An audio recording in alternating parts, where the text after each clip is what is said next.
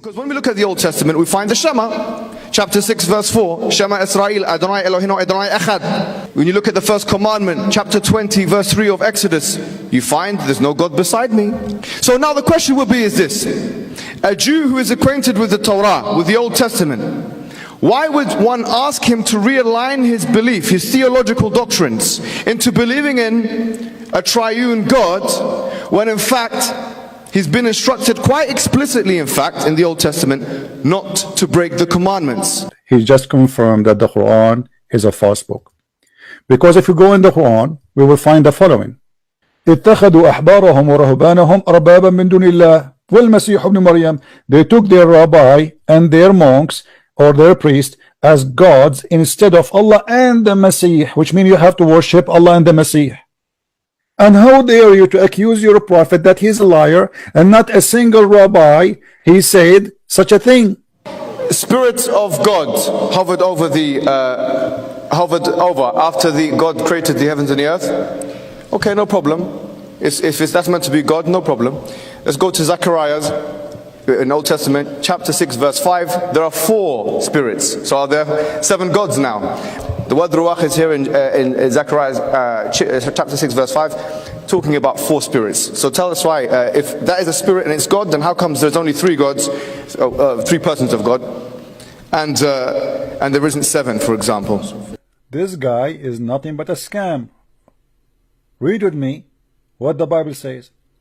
So I inquired of the angel who was speaking to me, what are these, my Lord? These what? The spirits.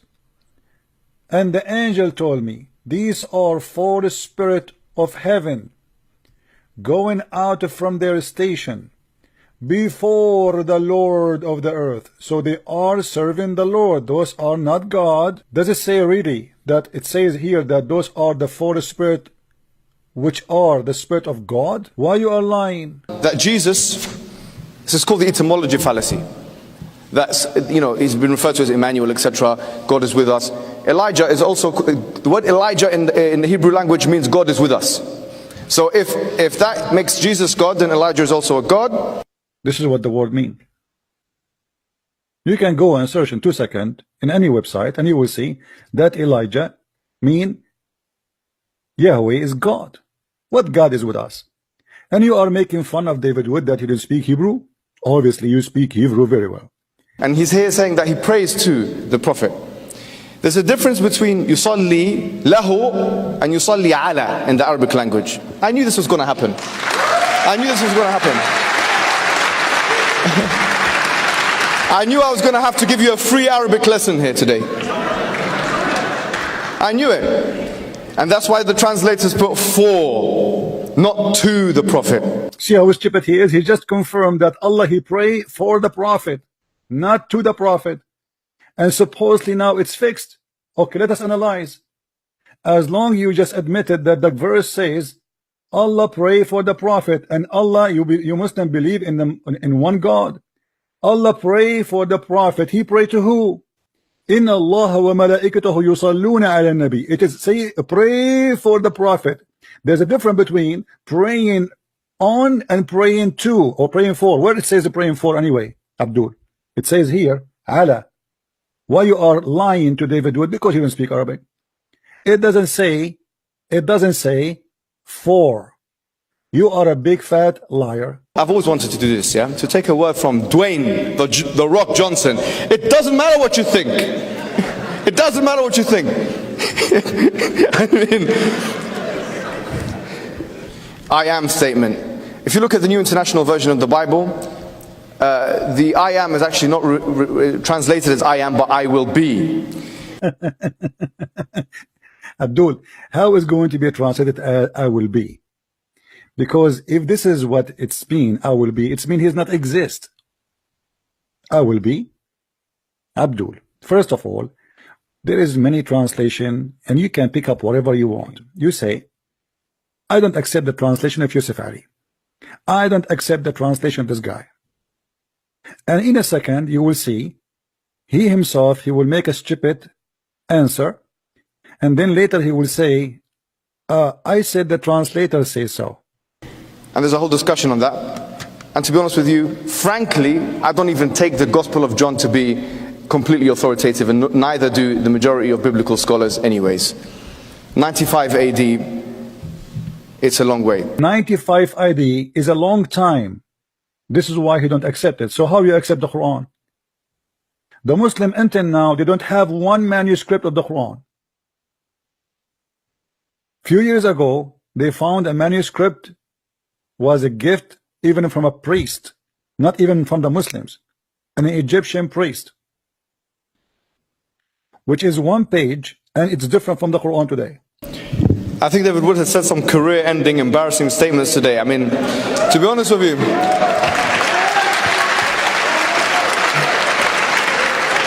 after 20 years of researching Islam, you come with this. Thank you guys for listening. Please download the video and share it with your friends. And if you have any Muslim who dare to debate us, please feel free, and we will be happy to take him. Take him down the same we took his God, the God of the black stone, the pagan religion who kissed black stone. Even Muhammad, he said that whoever kissed the black stone, or he hold or touched the black stone in the Yemeni corner, which is a corner in the Kaaba, Allah will erase his sin. And yet they claim they are worshiping God, and they are people who believe in monotheism, and they believe in oneness of God who is in heaven, yet they believe that the stones can forgive them. And they believe, even Muhammad, he said that the black stone is the right hand of Allah. And how in the world you believe that a stone can erase your sin for touching it? Unless you are a pagan person. You believe in stones, and your prophet kisses stones, and you go around the stone, and you bow down in front of stones, and you worship stones, because this is always an act of worship.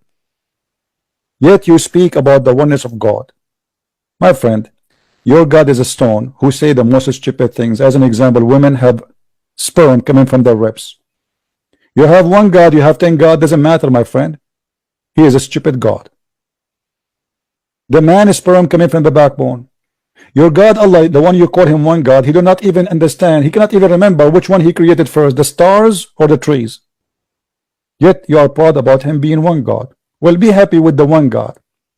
And by the way, the idea of having one God or 10 gods is very stupid. Let me tell you why.